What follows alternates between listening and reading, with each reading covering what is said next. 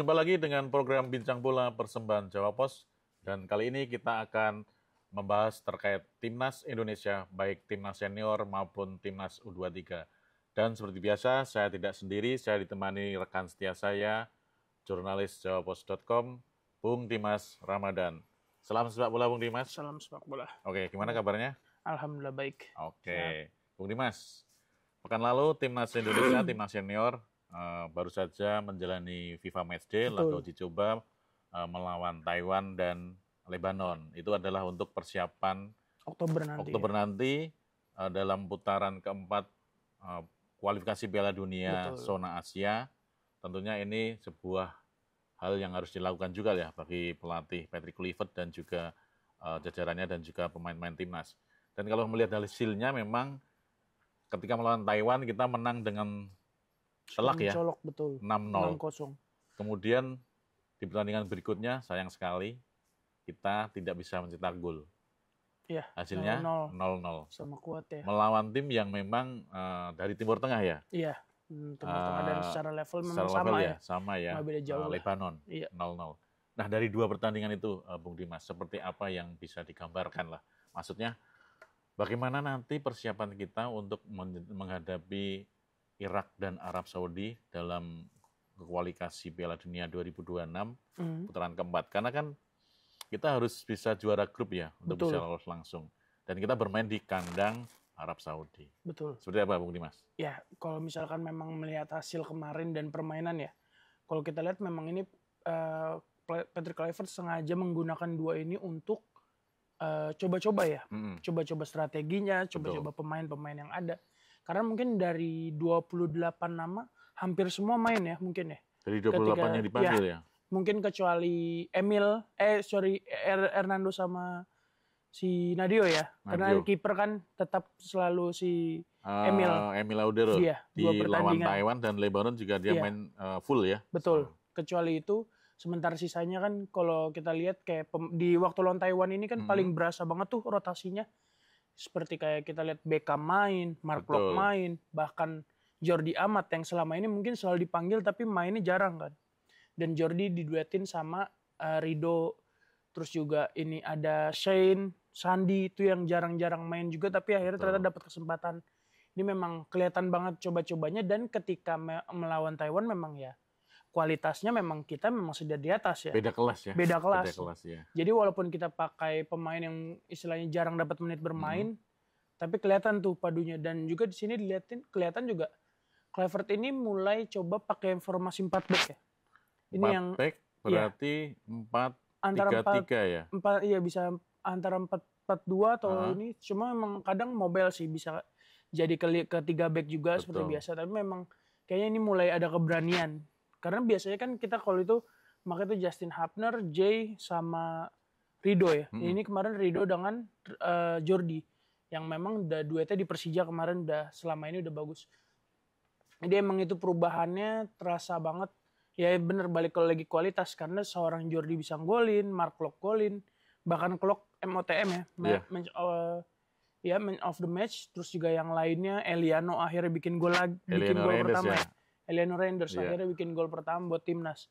Ini memang kelihatan secara level kita di atas, walaupun dengan istilahnya coba-coba, tapi itu cukup berhasil lah ya. Iya. Dengan kiper. Dan yang menariknya, Bung Dimas, Patrick Kluivert akhirnya menurunkan debutan juga ya.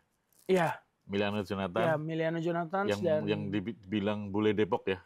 Iya. Miliano Jonathan, kemudian ada Mauro Zylstra. Nah, dua pemain ini memang dipersiapkan ya, saya rasa dipersiapkan karena mengantisipasi masih cederanya Ole Romeni. Nah, dari dua pertandingan kemarin, bagaimana penempatan dari Mauro dan juga Miliano ini? Karena memang secara penampilan ya cukup agresif ya. Ya, lumayan ya. Dua ini lumayan banget. Tapi memang belum cetak gol ya? Nah, belum. Karena memang ya ketika di melawan Taiwan, mereka itu main paling hanya 20-30 menit ya. Iya. Karena masuknya juga di akhir-akhir kan. Babak kedua.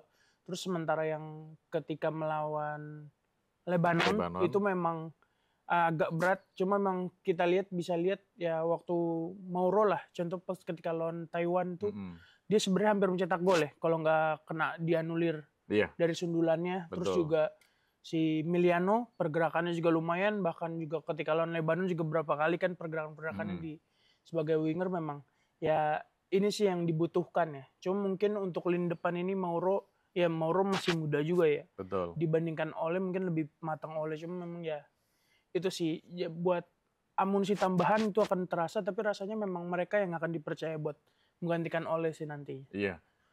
Saya melihat begini, Bung Dimas. Mauro memang bisa dibilang sosok yang tepat untuk menggantikan Ole karena dia adalah posturnya memang tinggi ya, Iya tinggi, betul. kemudian cocok untuk sebagai target man, striker. Sementara yang posisi Milano Jonathan ini seperti apa, Bung Dimas? Karena memang di sayap itu kita sebenarnya sudah cukup banyak pemain sebenarnya. Iya betul. Nah, Saya nanti banyak. siapa yang akan tergusur dengan masuknya Milano ini? Karena memang kalau melihat dari pergerakan Milano kemarin dalam pertandingan terutama ketika melawan Taiwan ya, Mm-mm. dia ini sering menyisir dari sisi kanan, Iya kemudian betul. melakukan umpan cutback maupun umpan crossing dan posisinya itu bisa dikatakan mengisi flank dari di posisi kanan. Iya. Nah di situ kita lihat memang sudah ada si kita Ragnar seperti Iya. kemudian juga ada Marcelino Ferdinand. Nah ini mungkin menjadi PR ya bagi Patrick Kluivert karena akan cukup banyak pilihan di posisi Betul. itu, iya kan? Ya satu jadi PR juga satu buat keuntungan juga untuk Patrick Kluivert ya, Iya, karena dia jadi opsinya lebih banyak. Tapi betul. memang kalau melihat kemarin rasanya Miliano udah seolah udah menyegel satu tempat kali ya, Iya. ingat performanya. Apalagi seandainya Ragnar mungkin sudah pulih, bisa jadi kanan kirinya itu mereka berdua dan tinggal di tengahnya ini. Yang pasti kalau Ole belum sembuh, Ya belum sembuh mungkin Mauro akan Mauro masuk. ya, oke. Coba jadi ya untuk pos sayap ya mungkin jadi peringatan buat kayak Eliano, terus Egy, Stefano Lillipali, Betul. itu mereka ya bahkan Adrian Wibowo juga masuk ya. Dia Nah, kan baru juga ini di satu nama ini. Iya, Ini dia memang debut baru ya. di Lebanon ya. Pas lawan Lebanon dia main ya. Iya, main karena ketika lawan Taiwan itu dia belum dapat nggak pasti kenapa, maksudnya prosesnya seperti Prosesnya apa belum dia. ya, oke.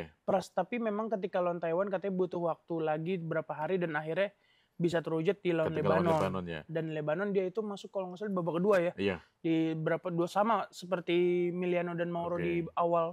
Kalau lawan melihat Taiwan. dari posisinya Adrian Wibowo ini di mana sih? Sayap juga dia. Sayap juga ya. Sayap juga. Jadi memang kembali Patrick Kluivert dapat tambahan lagi di sayap Oke. nih, dengan tambahan dia ada Emiliano sama itu. Jadi banyak banget nih posisi. Banyak menumpuk banget. ya di posisi sayap ya. Saingannya menumpuk dan ya itu siapa yang siap dan punya kualitas ketika di latihan menunjukkan ya mereka yang akan main sih Oke. rasanya. Tapi gini Bang Dimas, kalau melawan Taiwan dengan kita menang dengan 6-0 memang pemain-pemain yang turunkan sebagian besar adalah pemain yang memang jarang dimainkan baik itu di pertandingan resmi maupun persahabatan ya. Betul.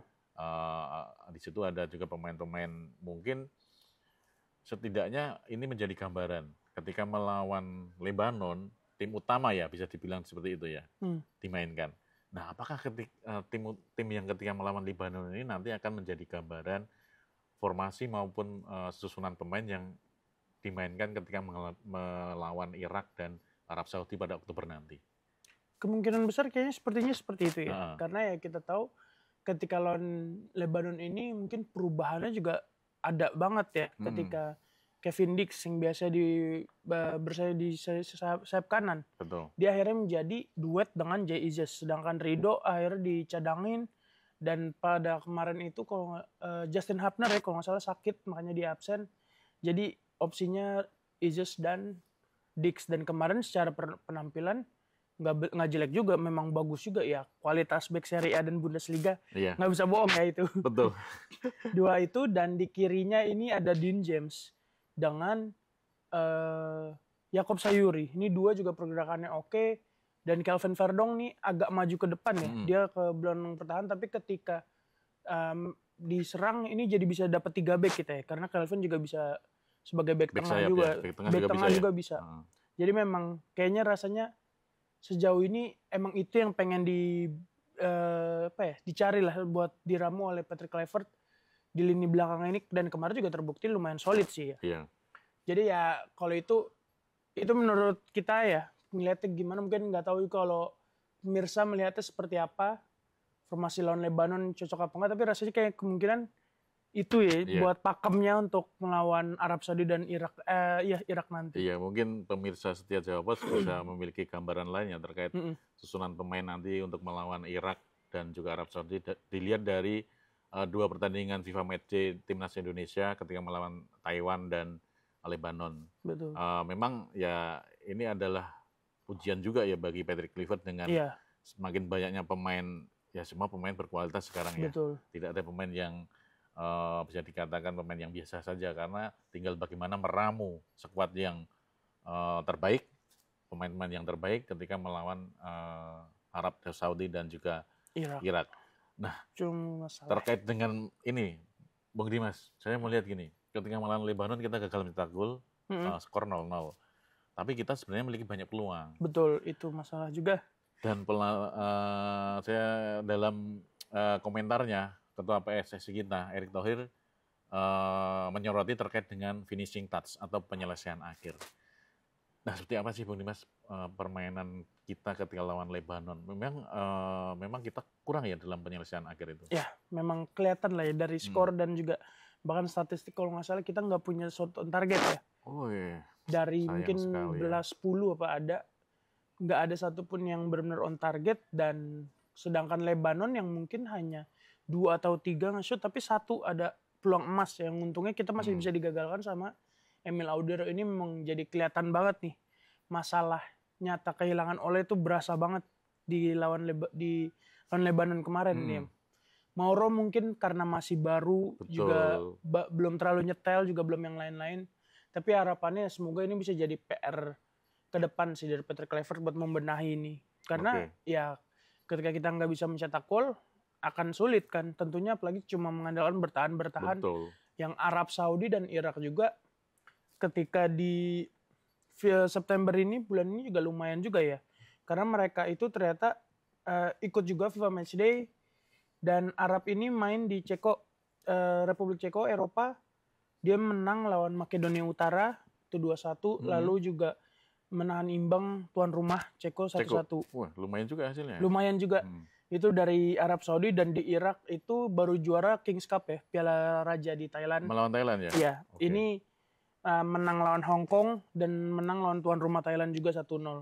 Jadi ya semua 3 tim ini tak terkalahkan, tapi memang Indonesia yang mungkin yang agak mengkhawatirkan ketika lawan Lebanon ini ya. Seandainya mungkin menang dengan permainan itu, kita akan pede. Tapi melihat ini, Arabnya ternyata walaupun dia kalah di putaran ketiga sama kita, tapi ternyata di September kemarin 2 laga bisa nahan imbang Ceko dan menang. Ini bahaya banget juga sih. Dan kita lihat sebenarnya Lebanon ini bisa dikatakan mencerminkan bagaimana gaya permainan tim Timur Tengah ya. Betul.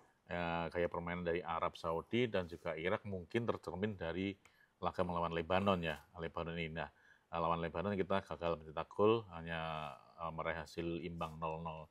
Nah, ini menjadi pekerjaan rumah bagi Patrick Kluivert dalam terkait dengan finishing touch-nya nih, bagaimana bisa mempertajam lini serang, kemudian terkait dengan sentuhan akhir, memperbanyak peluang, dan juga penyelesaian akhirnya nih yang harus menjadi pekerjaan rumah bagi Patrick Kluivert.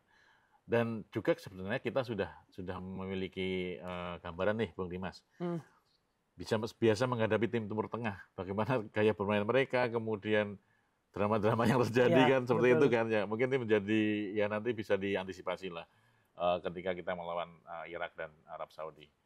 Nah, ada beberapa hal yang mungkin menjadi catatan ya terkait dengan timnas senior ini ya. Yang pertama adalah bagaimana peran dari Ricky Kambuaya. Luar biasa kan ketika melawan Lebanon, bagaimana umpan-umpan yang membelah lini pertahanan dari Lebanon. Ini yang saya rasa memang akan menjadi andalan juga ya. Dia akan tergantikan ya nanti ketika melawan Irak dan Thailand. Ya, mungkin bisa jadi opsi ya lini tengah, karena selama ketika mungkin di era Sintayong ini Kambuaya agak jarang ya. Tapi ketika di Patrick Kluivert ternyata dia lumayan jadi andalan, karena kemarin ketika 2 laga awal tuh di Maret dia dimainkan, terus di Lebanon kemarin juga lumayan, dan bahkan dia termasuk pemain yang masuk di absen ya lawan Taiwan ya, yang ketika Jay Isis, Kevin Dix absen, nah dia juga ikutan absen, jadi seolah kayak dia bagian main kuncinya nih. Dan ternyata memang ketika dimainkan ya memang layak jadi Layak juga, andalan. iya benar.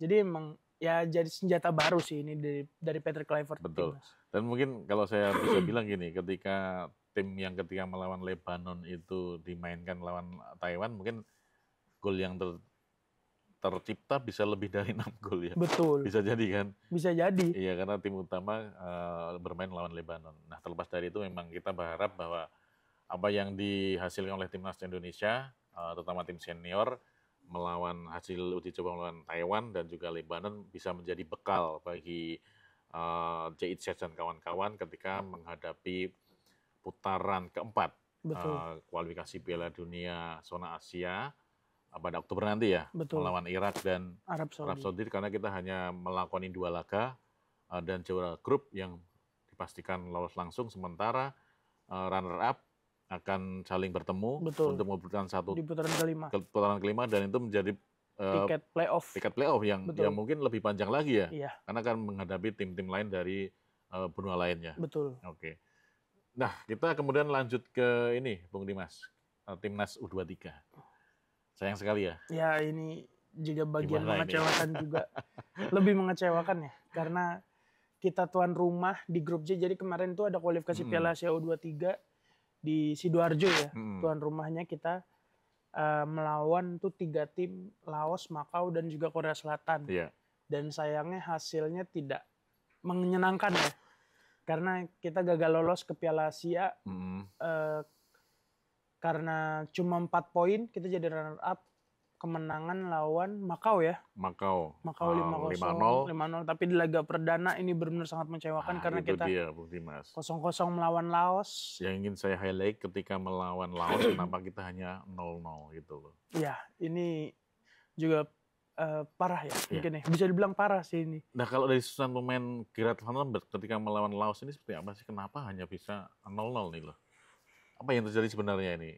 Sebenarnya ini nggak beda jauh ketika lawan AFF sudah terlihat ya beberapa tanda-tanda. Karena ketika Piala AFF pun kita nggak sesuperior itu kecuali melawan Brunei ya. Yeah. Karena lawan Vietnam kita kalah 1-0, lawan Thailand juga kita harus adu penalti, dan ketika lawan Filipina gol bunuh diri ini itu. Jadi memang kita kesulitan banget nih buat mencetak gol, dan lagi-lagi lini depan masalahnya memang masalah khas Indonesia banget. Dari dulu selalu lini depan, dan sekarang ya terbukti di U23 masih hal yang sama. Walaupun ada Jens Raven, ada Rafael Strijk, tapi ternyata masih belum berpengaruh itu buat lini depan kita ya. Memang itu mengkhawatirkan banget ketika lawan Laos, karena seharusnya justru lawan Laos itu kita bisa bukan cuma menang ya. Tapi bisa menimbun, tujuannya bahkan banyak gol. Menimbun banyak gol kan sebenarnya. Iya. Karena kan kualifikasi ini kan modelnya hanya juara grup ya. Juara grup yang lolos setiap grup, dan runner up itu cuma 4. Jadi ya mau nggak mau kita seharusnya memang bisa memanfaatkan itu di melawan Laos dan Makau ya. Betul. Dan di lawan Makau oke lah udah 5-0. Ketika lawan Laos ini memang ternyata lebih yang kita harus ekspektasi tinggi, ternyata malah drop ya. Dan lawan Korea ya sudah normal lah ya. Gimana ya, karena memang secara level juga udah ternyata pemain lebih bagus. Betul. Dan ya kita kemarin juga kecolongan aja tuh di babak pertama akhir. Dan sebenarnya hanya kebobolan 1 gol ya melawan Korea ini sudah prestasi juga ya. Betul. Karena memang melihat performa sebelumnya ya. Dan saya minta gini, Bung. Ketika di menit-menit awal kita sempat mendapatkan peluang ya. Iya, bahkan hampir mencetak gol awal. Nah, itu kalau kita bisa mencetak gol, ceritanya mungkin akan berbeda ya. Sayang sekali ya. Ya, apapun itu kita tetap harus mengapresiasi kiprah dari timnas U23 kita, asuhan Gerard Van Lambert, meski gagal untuk melaju ke Piala Asia U23. Setidaknya sudah ada gambaran nih untuk bagaimana timnas U23 nanti dipersiapkan untuk ASEAN. Iya, ada macam Olimpiade ya. Olimpiade juga ya. Sama tahun depan mungkin di kualifikasi Piala Asia. Nah, terkait dengan pelatih Gerard Van Lambert nih, seperti apa Bung Dimas? Karena dari 2 kali menangani timnas, yang pertama gagal juara ya di AFF U23 juga ya. Hanya di runner up, dan kemudian sekarang gagal lolos ke Piala Dunia. Nah, seperti apa nanti PSSI menyikapi Gerard Van Lambert ini? Apakah menjadi pelatih untuk di ajang SEA Games? Nah, ini masih belum tahu ya. Karena dari PSSI juga sampai saat ini belum ada keputusan perihal U23 siapa. Tapi memang kalau misalkan ngelihat situasi yang ada, emang Gerald Van den Berg kemarin dia udah ngomong kalau memang dipimpin, dia yang mimpin, dia pengen ada TC jangka panjang mungkin ya. Ini agak mundur lagi, tapi ya memang kayak mungkin itu yang dibutuhkan juga ya. Betul. Karena dulu ketika kita hampir ke Olimpiade, Van den Berg juga menyinggung kualitas pemain U23 waktu dipimpin Sintayong itu memang lebih bagus. Iya. Karena ada Rido, ada Marcelino, ada Hapner, dan lain-lain. Itu yang bikin U23 waktu itu memang lebih kuat ya. Lebih kuat ya, sampai Piala Asia, sampai semifinal. Cuma kalau yang sekarang ini, kalau Gerald mengeluhkan menit bermainnya sangat minim ya.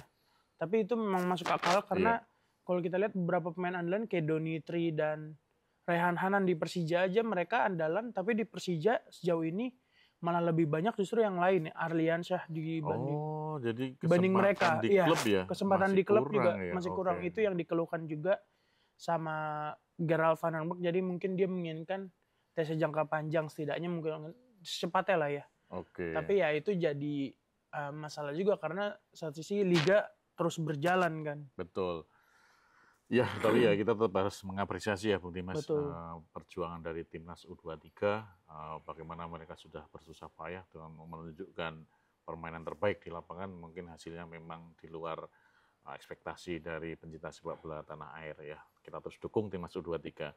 Nah, kemudian kita sedikit menyinggung terkait dengan Super League yang kembali bergulir setelah ada jeda FIFA Matchday, dan yang saya soroti terkait dengan pertandingan yang memang mungkin sudah dinanti-nanti karena kita melihat kiprah bagaimana PSIM Yogyakarta yang merupakan tim promosi hasilnya cukup lumayan ya, belum terkalahkan, dan dalam pertandingan terakhir mengalahkan Malut ya. Betul. Malut di kandang mereka di Kiraha ya. Iya.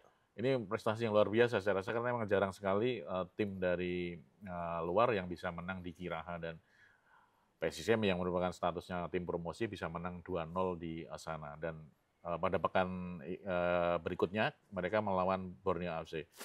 Nah, ada gambaran seperti apa Bung Dimas terkait dengan salah satu big match Super League ini masuk di pekan ke-5 ya?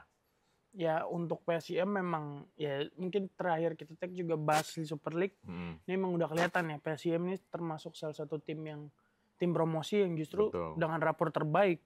Karena mereka ini ternyata udah 8 poin dan belum terkalahkan. Ini setara kayak Persija, Borneo dan Arema bahkan. Dan menangnya itu adalah tandang ya justru. Ketika melawan Persebaya dan kemarin Malut. Lalu untuk pertandingan kandang mereka imbang, itu lawannya juga bukan lawan sembarangan karena Persib dan juga Arema ini menunjukkan kualitas dari pelatih Jan Paul van Gastel ini memang dengan komposisi skuad yang ada ternyata dia bisa bersaing sebagus itu. Dan sejauh ini bulan pertama lumayan lah ya, tinggal menanti ketika laga kedua nih bulan kedua nih di bulan September nih bagaimana, karena mereka ini punya tiga pertandingan kayak yang lain tuh Borneo kandang, Bali United dan PSM itu tandang. Ya. Iya, 3 laga. Ini jadi ujian pembuktian konsistensi mereka juga seperti apa tim promosi, karena balik lagi namanya liga kompetisi panjang ya perjalanan, bukan cuma bukan berapa laga atau sebulan. Jadi ya yang pastinya dibanding tim promosi lainnya yaitu Persijap dan juga Bayangkara Presisi ya. PSM ini rapornya lebih bagus ya. Betul. Bisa berada di peringkat peringkat keempat ya. Bahkan. Sementara ini juga sudah lumayan luar biasa nih menurut saya. Dan ketika nanti menghadapi Borneo FC ini menjadi ujian juga. Tapi kalau mereka bisa lulus maksudnya, bisa meraih kemenangan, ini prestasi luar biasa saya rasa. Karena Borneo FC adalah tim peringkat kedua ya sementara. Dan dengan 8 poin, melawan Borneo bisa menang 11, bisa jadi 11. Iya, PSIM akan meraih 11 poin. Ya bisa bersaing di papan atas tentunya. Iya, betul. Ya, mungkin masih ada juga pertandingan-pertandingan lainnya, tetap ikuti terus bagaimana kiprah-kiprah tim-tim di Super League musim 2025-2026. Dan Bung Dimas, saya rasa cukup menarik obrolan kita terkait beberapa berita atau kiprah timnas maupun tim-tim dari Super League. Yep. Dan kita pasti akan berjumpa lagi dalam kesempatan berikutnya membahas timnas dan juga bagaimana kiprah-kiprah di tim di Super League 2025-2026. Dan terima kasih atas perhatian pemirsa setia Jawa Pos. Cukup sekian terkait dengan obrolan timnas Indonesia dan kiprah di tim Super League. Kami minta untuk terus follow akun YouTube Jawa Pos TV dan juga akun Instagram Jawa Pos. Nantikan terus bagaimana berita-berita yang disajikan oleh Jawa Pos terkait dengan timnas Indonesia dan juga klub-klub Liga Super League dalam berkiprah di pertandingan yang mereka jalani, dan terus semangat untuk mendukung timnas Indonesia. Sampai jumpa dan terima kasih. Oke. Salam sepak bola. Salam sepak bola.